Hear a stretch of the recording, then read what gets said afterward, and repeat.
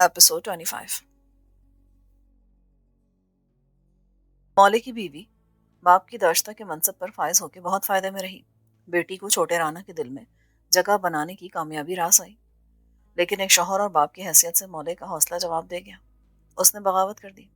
पहले उसने 10 बस्ता राना साहब की खिदमत में गुजारिश की कि वो अपनी बीवी और बेटी के साथ शहर जाना चाहता है। गुजारिश मुस्तरद कर दी गई। फिर उसने कुछ लोगों के सामने वाक़ियाना बकवास की। वफादारों और मुखबिरों ने फौरन छोटे बड़े राना को मुत्तला किया। बगावत का शुमार इंतहाई संगीन जराइम में किया जाता था, चनाचे उसकी सजा मौत भी हो सकती थी। मगर सिफारिश काम कर गई और मौले को समझाने की कोशिश की गई। समझाने के भी बहुत से तरीके थे। हर मरहले में अजाब सख्त से सख्त तर होता जाता था। आखिरी मरहले से गुजरने वाला इस जहान से गुजर जाता था, और ये बात मौले को मालूम थी। पहले मरहले के अजाब से गुजरने के बाद मौले को अंदाजा तो हो गया था कि इसके बाद क्या होगा। चूंकि उसके पास थोड़ी सी अकल थी, इसलिए उसने जाहिर किया कि वो समझने वाली बात समझ गया है।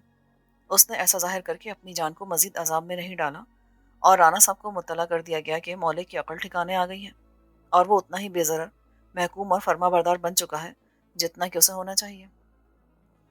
रिहाई पाते ही मौले ने अल्लाह का शुक्र अदा किया और फरार होकर सीधा शहर पहुंचा। यहाँ उसने 1 साल में थाने से जेल तक जिंदगी के बहुत से रूप देखे थे। जैसे सोना भट्टी से गुजर के कुंदन हो जाता है, ऐसे ही वो पेंडू बंदा इन तजुर्बात से गुजर कर बहुत सयाना हो गया था। वो लौट के कभी भी गाँव न जाता, मगर अचानक उसे एक औरत मिल गई। वो अपने जुर्म बेगुनाही की सज़ा काट के जेल से निकला तो उसका इरादा लौट के गाँव जाने के बजाय शहर में मेहनत मजदूरी करने का था। ताहम फौरी तौर पर उसके पास रात गुजारने की भी जगह न थी। वो एक बस के अड्डे पर वेटिंग रूम में लगी हुई बेंच के पीछे सो गया। उसे डर था कि बेंच पर कोई उसे रात भर सोने नहीं देगा। कुछ देर बाद उसने 2 औरतों की गुफ्तगू सुनी जो उसी बेंच पर आकर बैठ गई थी, और ये समझते हुए कि उन्हें सुनने वाला कोई नहीं, आपस में राजदाराना तबादला ख्यालात करी थी। मौले को अंदाजा हुआ कि वो माँ बेटी हैं। नीचे से वो उनके पैरों का करीब से मुआयना करके उनकी उम्रों का तयन कर रहा था कि बेटी ने कहा, माँ, मुझे डर लग रहा है, कहीं पुलिस ना आ जाए। मौला चौंक पड़ा मगर दम साधे लेटा रहा। माँ ने बेटी को तसल्ली दी, हौसला रख पुत्र, अभी किसी को कुछ नहीं मालूम। क्या पता किसी ने लाश देख ली हो। छल्ली ना बन, रात को उससे मिलने कौन आएगा। सुबह तक हम निकल जाएंगे। लेकिन माँ, हम जाएंगे कहाँ?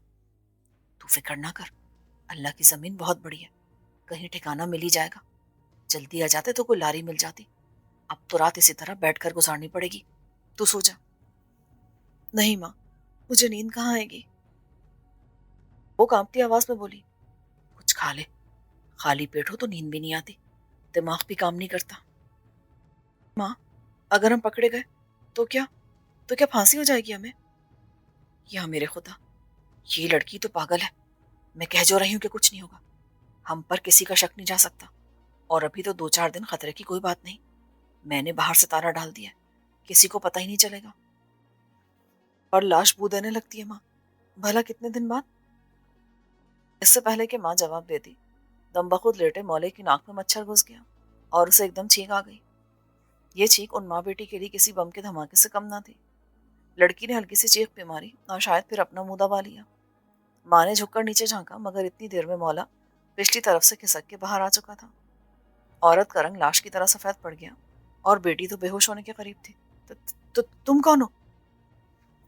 मौले ने आहिस्ता से कहा, डरो नहीं, मैं किसी को कुछ नहीं बताऊंगा।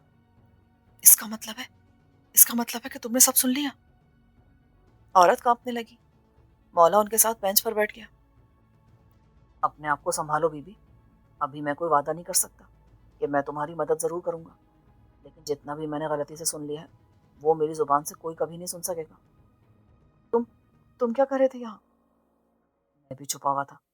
बेंच पर सोता तो अड्डे वाले उठा देते और बाहर निकाल देते। "हम्म, कोई घर नहीं है तुम्हारा भी क्या?" औरत ने पूछा। लड़की माँ के पीछे छुपी उसे अपनी वहशत ज्यादा बड़ी बड़ी आंखों से देखती रही। "नहीं, मैं भी आज ही बड़े घर से निकला हूँ, लेकिन डरने की कोई बात नहीं, मैंने कोई जुर्म नहीं किया था। अच्छा, 1 मिनट रुको, मैं तुम्हारे लिए चाय लेकर आता हूँ, कैंटीन अभी खुली है।" मौले ने कहा और जवाब सुने बगैर उठकर चला गया। फिर लौट कर आया। देखो, कहीं जाना नहीं, हो सकता है मैं तुम्हारा मसला हल कर दूं। तुम दोनों औरतें हो, तुम्हारा अकेले रहना ठीक नहीं है, तुम किसी मुसीबत में ना पड़ जाओ। معلوم نہیں کہ مولے کی بات میں اثر تھا یا اس کی شخصیت میں کہ جب وہ واپس آئے تو اسے دونوں عورتیں اپنی جگہ بیٹھی ہوئی ملی۔ غالباً انہوں نے صلاح مشورے کے بعد طے کیا تھا کہ اب بھاگنا غلط ہوگا، اس بندے کو آزما لینا چاہیے۔ سچ تو اسے معلوم ہو ہی گیا، اب دیکھنا یہ ہے کہ وہ خود کتنا سچا ہے۔ چائے پینے اور بسکٹ کھانے تک ان کے درمیان اعتماد کا رشتہ قائم ہو گیا تھا۔ اس میں مولے کی کوشش کو بڑا دخل تھا۔ اس نے دونوں ماں بیٹی کو قائل کر لیا تھا کہ وہ مخلص ہے اور اس پر بھروسہ کیا جا سکتا ہے۔ وہ کچھ پرسکون نظر آنے لگی تھی۔ ماں نے اعتراف جرم کرتے ہوئے بتایا کہ وہ اپنے شوہر کو قتل کر چکی ہے۔ یہ اس کا دوسرا شوہر تھا جس سے اس نے 1 سال قبل شادی کی تھی۔ اس کا پہلا شوہر 18 سال ساتھ رہا تھا۔ وہ بلوچستان میں کوئلے کی کان میں کام کرتا تھا، زیادہ کمانے کے لیے زیادہ محنت کرتا تھا۔ کان کے اندر کا ماحول اتنا خراب تھا کہ اس کی صحت خراب ہوتی چلی گئی۔ جو خوراک اسے ملنی چاہیے تھی وہ ٹھیکیدار نے کبھی دی نہیں، اور وہ اپنی محدود آمدنی میں نہ اچھی خوراک کھا سکتا تھا اور نہ صحیح علاج کرا سکتا تھا۔ اس کے مرنے کے بعد ماں بیٹی کا وہاں رہنا مشکل ہو گیا تھا۔ ان کے پاس کرائے کی کوٹری تھی۔ شوہر کے جو تھوڑے بہت واجبات تھے وہ بھی ختم ہو گئے تو فاقہ کشی کی نوبت آ گئی۔ ان کے چاروں طرف حوث کے مارے بھوکے گدھ جیسے مردوں کی دنیا تھی جو ان کی جسم نوچ لیتے۔ 1 2 بار اوباش لوگ رات کے وقت صحن میں بھی کود آئے، مگر ان کے شور مچانے پر بھاگ گئے۔ پولیس آئی تو انہیں یوں لگا جیسے خطرہ پہلے سے زیادہ ہو گیا ہے۔ انہوں نے صاف کہا، جب مرد نہیں ہیں تو دوسرے مردوں کو کب تک روکو گی؟ پسند کر لو کسی کو بھی، مرد تو ہم بھی ہیں اور وردی والے بھی ہیں، کھلائیں گے پلائیں گے اور خوش بھی رکھیں گے۔ ایسے ایک ٹھیکیدار نے اسے شادی کی پیشکش کی۔ وہ کوئی اچھا آدمی نہیں تھا، خود اس کا شوہر اس کی برائیاں کرتا رہتا تھا کہ حرام کھاتا ہے مگر مزدوروں کے پیسے پورے نہیں دیتا، مزدوروں کو انسان نہیں سمجھتا، شادی کی نہیں ہے، ادھر ادھر منہ مارتا پھرتا ہے، کسی روز مارا جائے گا۔ یہ سب باتیں بے سبب نہیں ہوں گی، مگر شادی کے معاملے میں وہ مخلص نظر آتا تھا اور اسے خود سے زیادہ بیٹی کی فکر تھی۔ اس نے یہ سوچ کے شادی کر لی کہ کم از کم اس کا گھر تو ہوگا اور باپ سوتیلا صحیح بیٹی کی حفاظت تو کرے گا۔ شادی کے چند ماہ بعد حالات بگڑنے لگے۔ دوسرے شوہر کا اصل چہرہ سامنے آتا گیا۔ اسے شراب کی لت تھی اور نشے میں وہ جانور بن جاتا تھا۔ جوان بیٹی کے سامنے ننگا ہونے میں آر بھی محسوس نہیں کرتا تھا۔ پہلے اس پر ایک قاتلانہ حملہ ہوا مگر وہ بال بال بچ گیا۔ پھر اس کے خلاف غبن کے ایک کیس کی تحقیقات شروع ہو گئی تو اس نے کچھ دنوں کے لیے روپوش ہو جانے کا فیصلہ کیا۔ وہ کسی کو کچھ بھی بتائے بغیر بیوی اور سوتیلی بیٹی کے ساتھ لاہور آ گیا۔ اس نے فرضی نام سے مکان کرائے پر لیا اور کوشش کرتا رہا کہ اس کے خلاف غبن کا کیس دب جائے۔ اس کی شراب نوشی جاری رہی اور بہت جلد یہ بات سامنے آ گئی کہ ماں کے ساتھ ساتھ اس کی نظر سوتیلی بیٹی پر بھی ہے۔ اس روز اس نے نشے میں بیٹی کے آبرو لوٹنے کی کوشش کی۔ ماں اس وقت کچھ سودا صرف لینے بازار چلی گئی تھی۔ وہ اچانک پہنچی تو اسے عجیب منظر دکھائی دیا۔ اس کی بیٹی نیم بے ہوش پڑی تھی۔ اس کے جسم پر لباس نام کی کوئی چیز نہ تھی۔ ایک حیوان کا مقابلہ کرتے کرتے اس کی ہمت جواب دے گئی تھی، اور ماں نہ آتی تو شاید وہ حیوان اس کے ہوش میں بھی آنے کا انتظار نہ کرتا۔ ماں کا دماغ الٹ گیا۔ اس نے آؤ دیکھا نہ تھا، کچن سے نئی چمکتی چھری اٹھا کے اس نے شرابی مرد پہ حملہ کیا۔ کسی دشواری کے بغیر شوہر نے بیوی سے چھری چھین لی اور قریب تھا کہ اس سے بیوی کو ذبح کر دیتا کہ پیچھے سے بیٹی نے اس کے سر پہ ٹیبل لیمپ دے مارا۔ ٹکرا کر گرا تو جنون میں مبتلا ماں نے اس کو ذبح کرنے میں دیر نہ لگائی۔ کچھ دیر رونے دھونے کے بعد جب ان کے ہوش و حواس بحال ہوئے تو انہیں صورتحال کی سنگینی کا اندازہ ہوا۔ انہوں نے شناخت ظاہر کرنے والے تمام کاغذات نظر آتش کیے، جتنا نقد گھر میں تھا ساتھ لیا اور مکان کو تالا ڈال کر نکل کھڑی ہوئی، سوچے بغیر کہ وہ جائیں گی کہاں۔ وہ بس کے اڈے پر آ گئی۔ جب اس کی باری آئی تو مولے نے پورا سچ نہیں بتایا۔ اس نے بتایا کہ اس کی بیوی مر چکی ہے اور چونکہ وہ اپنے نوزائیدہ بچے کو پال نہیں سکتا تھا اس لیے اسے شہر لے آیا تھا کہ کسی یتیم خانے کے سپرد کر دیں۔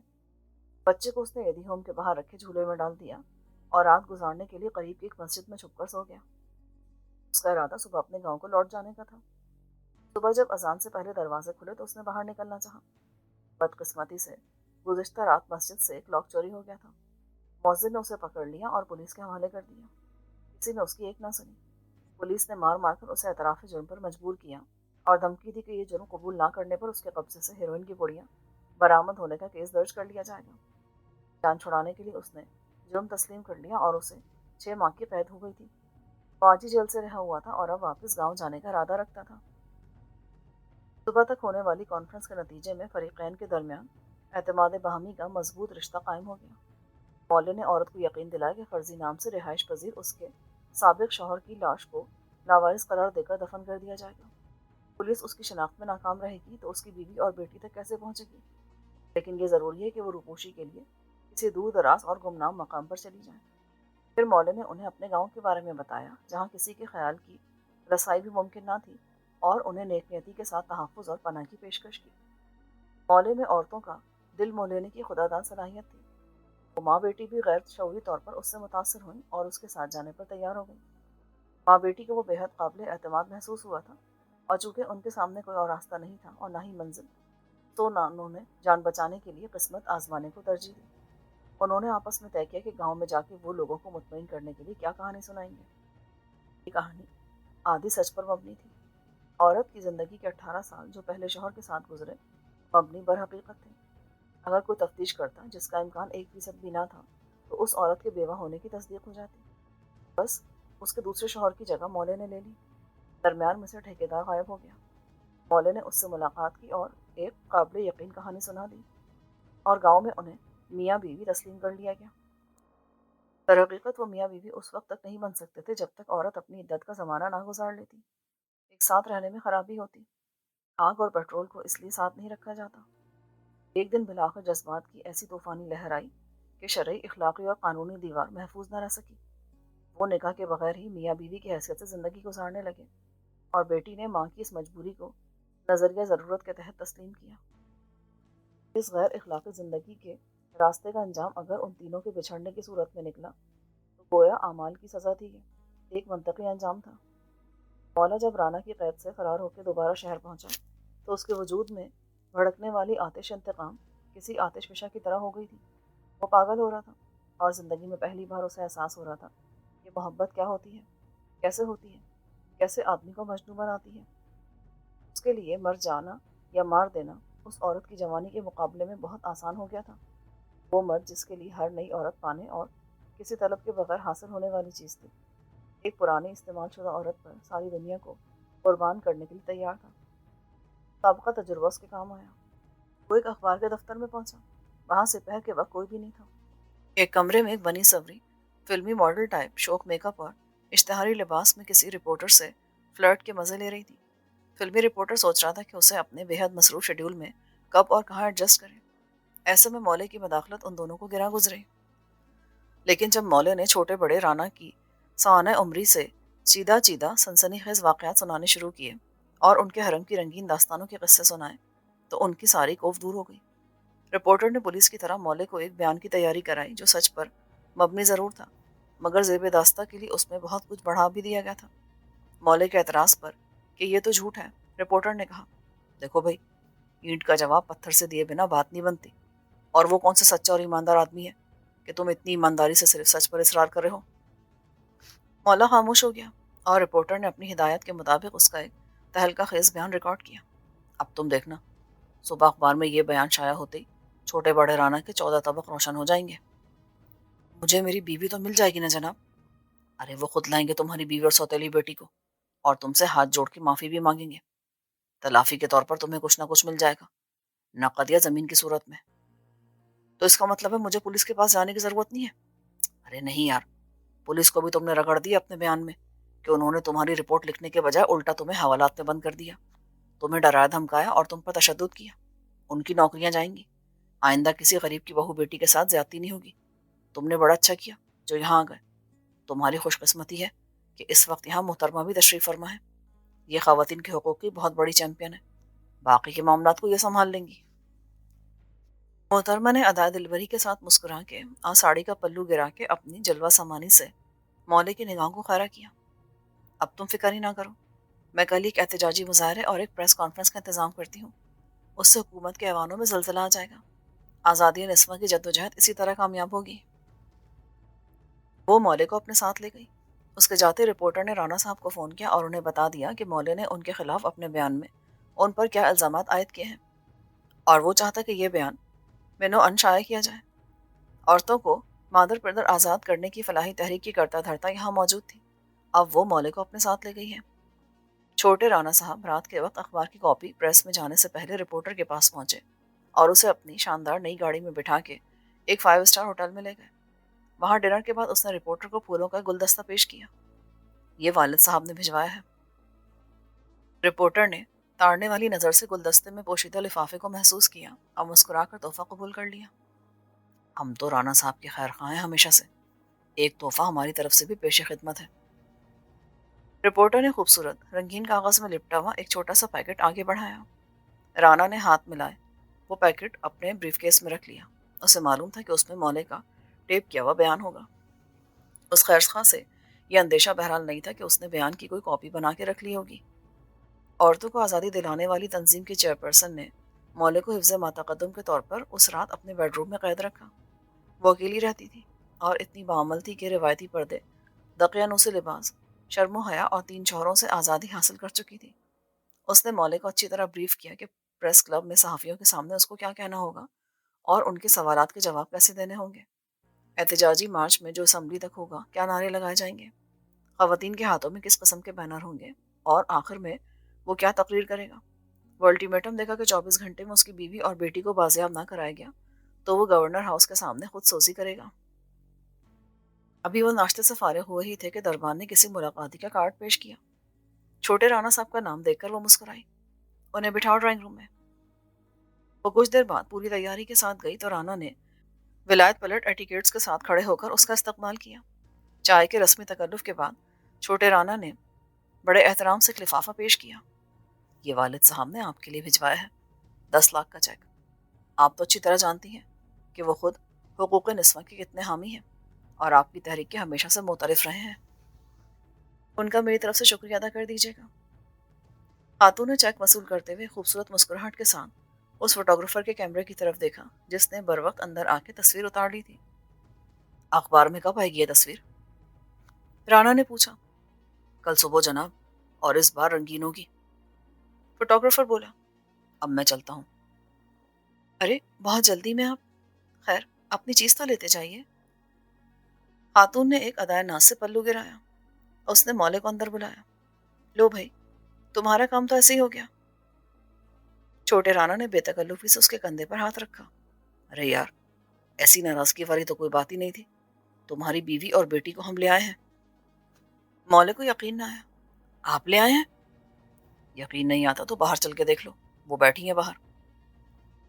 बाहर आके मौले को वाकई यकीन आ गया कि दुनिया गोल है। बाहर एक पुलिस वैन पहले से मौजूद थी। मौले को गठरी बना के वैन में फेंक दिया गया। चंद घंटे बाद वो फिर वहीं था जहां से चला था। उसकी तशरीफ आवरी की खुशी में एक इस्तकबालिया तकरीब तो पुलिस वैन में मुनक्किद हो गई थी। जब उसे नीमजा हालत में बड़े राना साहब के कदमों में फेंका गया तो मौले को अपने अंजाम के बारे में कोई खुशफहमी ना रही। राना साहब ने उसकी पसलियों में पै दर पै कई ठोकरें मारने के बाद कहा, हाँ भाई मौले, तुझे बीवी चाहिए अपनी? बेटी तो खैर तेरी है नहीं कि तू मांगे। उसका बाप होगा कोई तो उससे निमट लेंगे बाद में। अब गड़बड़ा के माफी मांगना लाहासिल था। मौले ने दर्द से लौटते हुए कहा, राना साहब, मैंने कोई जुर्म तो नहीं किया था अपनी बीवी मांग के। राना साहब हाजरीन और नाजरीन की तरफ देखकर हंस पड़े। लो भाई सुनो, इस कुत्ते की बात जो शेर की तरह भौंकता है।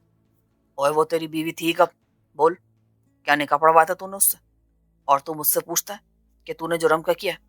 ओ भाई थानेदार, बताओ इसको कि इसके खिलाफ जराइम की फहरिस्त क्या है। मौले को गिरफ्तार करके लाने वाली पुलिस पार्टी के इंचार्ज एएसआई ने फर बोलना शुरू कर दिया। मौले ने इस औरत से आशनाई की, फिर इसके शौहर को कत्ल किया और लाश घर में छोड़ के ताला लगा के इस औरत को भगा लाया। इसने ताज़ीरात पाकिस्तान की मुख्तलिफ दफ़ात के अलावा हुदूद ऑर्डिनेंस की मुख्तलिफ दफ़ात के हवाले से मौले पर कायम होने वाले मुकदमात की फहरिस्त पढ़ी, जिनके तहत उसे हर जुर्म पर एक बार सजाए मौत हो सकती थी और उसे संसार किया जा सकता था। थानेदार चुप हुआ तो मजमे पर एक पुरतजस्सुस खामोशी के साथ राना साहब के अदालत के फैसले का इंतजार होने लगा। राना की आवाज़ गूंजी, तो खुद सोजी करना चाहता था, वो भी गवर्नर हाउस के सामने। ओए मूर्ख, इसके लिए इतनी दूर जाने की क्या ज़रूरत थी? ये तो यहाँ भी हो सकता था। इसके लिए इतना पाखंड करने से तुझे कुछ भी हासिल नहीं हुआ। हमारे 10-12 लाख का नुकसान हो गया। 1 लाख देने पड़े उस ब्लैकमेलर कुत्ते रिपोर्टर को जो भौंकने की धमकी देता था। 10 लाख का उस कुतिया के पास जिसकी आवाज़ में आवाज़ मिलाने उस जैसे घरों से निकल आती कंजरियाँ। सबके पीछे छोटे मोटे ब्यूरोक्रेट, सियासतदान और तुम हिलाते फिरते हैं। अचानक राना साहब को एहसास हुआ कि ये सब मौले से कहना कतई हासिल है। उन्हें फैसला सुनाना चाहिए। चल मौले जा, तू खुद सोजी करना चाहता था ना, कर ले, पर देख ذرا دور جا کے کریو، سنا ہے بڑی گندی بو آتی ہے، گندا خون اور گندا گوشت جلنے سے۔ انہوں نے حقارت سے کہا اور پلٹ گئے۔ مولک اور رانا صاحب کے حکم بردار گھسیٹ کر گاؤں سے باہر لے گئے۔ اسے ببول کے ایک جھاڑ کے ساتھ باندھ دیا گیا۔ مولا چیختا رہا، رحم کی بھیک مانگتا رہا، مگر وقت آخر کی توبہ تو خدا کی بارگاہ میں بھی قبول نہیں ہوتی۔ اس پر مٹی کا تیل چھڑکا گیا، وہ سر سے پاؤں تک شرابور ہو گیا۔ اس وقت تک غلاموں کا ایک غول اس عورت اور اس کی بیٹی کو گھیر کر لا چکا تھا۔ وہ رو رہی تھی، چلا رہی تھی اور فریاد کر رہی تھی۔ وہ شرعی اور قانونی طور پر شوہر نہ سہی، سوتیلا باپ نہ سہی، ایک اچھا آدمی تو تھا جس نے انہیں پناہ دی تھی اور آسرا فراہم کیا تھا۔ انہوں نے بھڑکتے شعلوں میں مولے کی ہر چیخ سنی، پھر خاموشی چھا گئی اور فضا میں صرف سرسراتے شعلوں کی صدا باقی رہ گئی۔ پھر وہ بھی نہ رہی۔ ببول کا درخت اور مولے کا جسم راکھ میں تبدیل ہو گئے۔ خود سوزی کے اس واقعے کی خبر کسی اخبار میں شائع نہ ہوئی، اس سے صرف غلاموں نے عبرت پکڑی۔ دوسرا واقعہ بھی اتنا ہی عبرتناک اور اسی سے ملتا جلتا تھا۔ ایسی غیرت میں آ کے غلام نے آقا پر قاتلانہ حملے کی جسارت کی تھی۔ وہ تو عین وقت پر ایک جانثار اپنی گردن کٹانے کے لیے سامنے آ کے قربان ہو گیا، ورنہ اس کی کلہاڑی کے وار سے رانا صاحب کا سر عزیز کہیں جا کے گرتا اور دستار خود اپنے لہو سے داغدار ہو کے قدموں میں پڑی ہوتی۔ اس باغی کو فی الفور سزائے موت دے دی گئی۔ اسے گاؤں کے چوک میں پھانسی پر لٹکا دیا گیا۔ اس کی لاش نشان عبرت بنی 2 دن تک وہاں لٹکتی رہی۔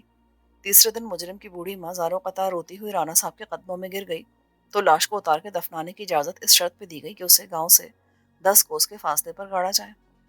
اگلے دن رانا صاحب کے علم میں یہ بات لائی گئی کہ مجرم کے جنازے میں فلاں فلاں نے شرکت کی اور گاؤں کی مسجد کے مولوی نے نہ صرف اسے غسل اور کفن دیا بلکہ اس کی نماز جنازہ بھی پڑھائی۔ رانا صاحب نے مولوی صاحب کو فوراً طلب کر لیا۔ اوئے ملا، غسل اور نماز جنازہ تو ہوتا ہے انسانوں کے لیے جن کو عزت کی موت نصیب ہو، نمک حرام کتوں کے لیے نہیں۔ مولوی کی کوئی دلیل کام نہیں۔ جنازے میں شریک ہونے والوں کو تو معافی مل گئی، مگر مولوی کی داڑھی مونچھیں اور بھویں مونڈ کر اور منہ کالا کر کے گدھے پر الٹا بٹھانے کے بعد گاؤں کی گلیوں میں پھرایا گیا اور گاؤں بدر کر دیا گیا، اس وارننگ کے ساتھ کہ دوبارہ اس کی شکل نظر آئی تو اس کا جنازہ نہیں ہوگا۔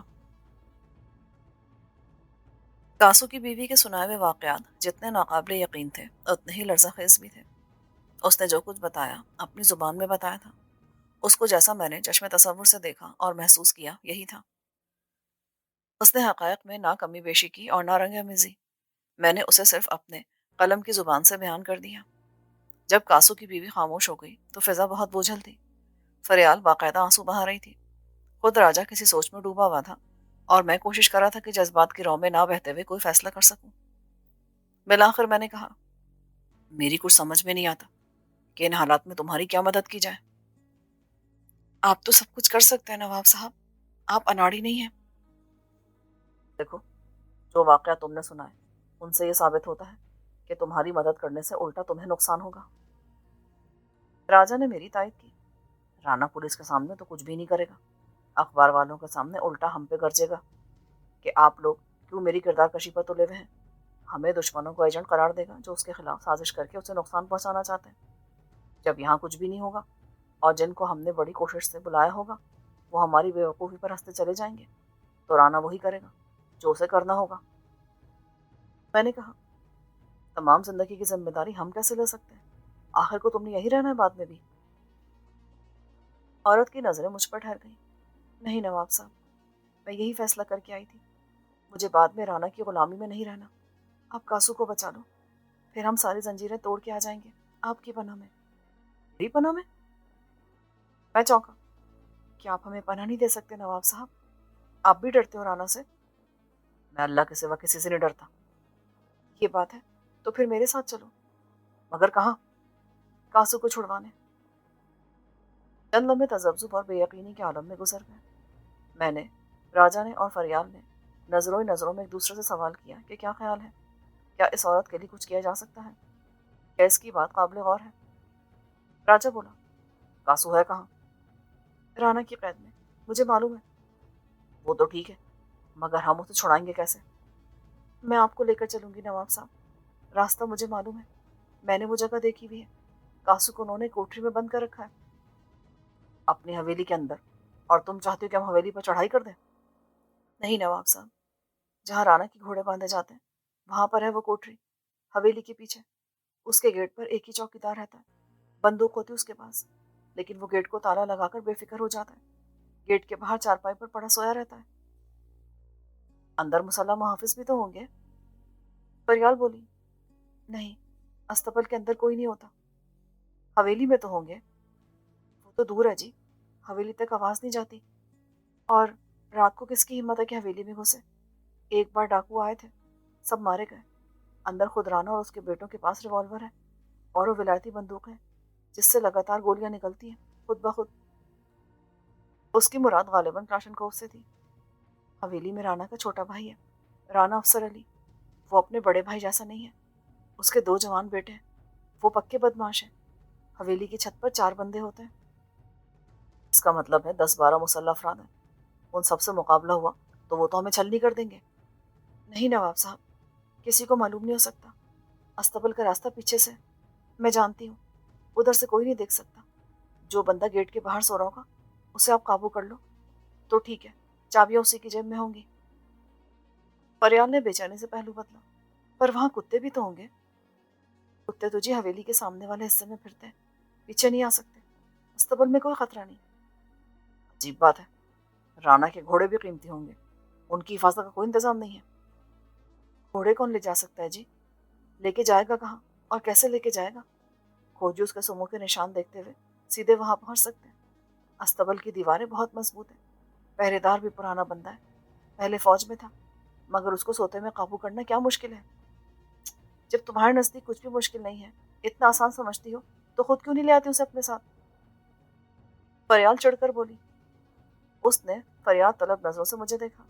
میں بھی چھپ کر آئی ہوں، کسی نے مجھے نہیں دیکھا۔ اچھا فرض کرو ہم کاسو کو نکال لاتے ہیں، اس کے بعد جب رانا کو پتہ چلے گا تو کیا وہ اپنا بندہ واپس نہیں مانگے گا؟ ہم آپ کی پناہ میں ہوں گے نواب صاحب، کیا وہ زبردستی ہم کو چھین کر لے جا سکتا ہے آپ سے؟ کیا آپ ہمیں بچا نہیں سکتے؟ فیصلہ ہم نے بیک وقت کر لیا۔ میں نے گھڑی دیکھی، 2 بجے ہیں۔ اگر ہم گاڑی میں جائیں، ہم پیدل جائیں گے۔ راجا نے بات کاٹی۔ عورت نے کہا، گاڑی کا راستہ لمبا ہے، دور ہے، کتنی دیر میں پہنچ جائیں گے ہم وہاں پہ؟ سادہ سے زیادہ 2 گھنٹے میں نواب صاحب۔ پریان، تم فروخت کو اٹھاؤ، ہم مزید ٹائم ویسٹ نہیں کر سکتے۔ میں بھی چلوں گی تمہارے ساتھ۔ بکو مت، یہ عورتوں کا کام نہیں ہے۔ کیوں، کاسو کی بیوی عورت نہیں ہے کیا؟ اور میں تم سے پوچھ نہیں رہی، بتا رہی ہوں تمہیں۔ دیکھو، تم ابھی ولایت سے آئی ہو، اس جنگل میں خطرناک کیڑے مکوڑے، سانپ بچھو، بلکہ چیتے بھیڑی اور آدم خور شیر، ہاں یہ سب نہیں ہوتا اس جنگل میں، اس لیے میں چل رہی ہوں تمہارے ساتھ۔ فاروق نے جاگنے کے بعد صورتحال کو سمجھنے میں دیر نہ لگائی، حالانکہ اس کی شکل سے ایسا لگتا تھا کہ وہ آنکھیں کھلی ہونے کے باوجود سو رہا ہے۔ جتنی دیر میں ہم نے اپنا پلان فائنل کیا اور تیاری مکمل کی، فریال نے اپنا کام کیا۔ اس نے ہماری مستعدی کا لیول بڑھانے کے لیے بلیک کافی بنائی، جو فاروق نے زہر قرار دیتے ہوئے مسترد کر دی۔ میں نے کہا، راجا، تیرے پاس اندھیرے میں دیکھنے والی دوربین تھی نا؟ ٹھیک ہے، کیا مطلب؟ وہ سائلنسر والا ریوالور بھی لے لینا۔ فاروق بولا، جیپ میں ہم کچھ دور تو جا سکتے ہیں۔ میں نے کہا، جیپ میں ہم براہ راست رانا کے دروازے تک جا سکتے ہیں، لیکن ایک تو یہاں کسی کو کچھ معلوم نہیں ہونا چاہیے، دوسرا لائٹ چلائے بغیر ہم اس وقت 10 گز بھی نہیں جا سکتے۔ رات کے اندھیرے میں اس کی تیز روشنی میلوں سے نظر آئے گی۔ کاسو کی بیوی بہت ہمت والی تھی، وہ اکیلی جنگل سے گزر کے آئی تھی، اس کے پیروں میں جوتے بھی نہیں تھے، اس کے باوجود وہ پھر ہمارے ساتھ روانہ ہو گئی۔ پریال نے جاگرز پہن رکھے تھے، اس نے کوشش کی کہ کاسو کی بیوی کم سے کم اس کے چپل ہی پہن لے، مگر وہ راضی نہ ہوئی۔ بیگم صاحبہ، ہمارے پاؤں جوتوں کے عادی نہیں ہیں۔ کاسو کی بیوی آگے تھی، اس نے بچے کو بھی گود میں اٹھا رکھا تھا، بچہ اب اس کے کندھے پر سر رکھے سو رہا تھا۔ کچھ یہ جینے کی اور اپنے شوہر کو بچانے کی خواہش کا جنون تھا، اور کچھ عادت کی بات تھی کہ وہ راستوں کی ہر رکاوٹ اور ہر سختی سے بے نیاز آگے بڑھتی چلی جا رہی تھی۔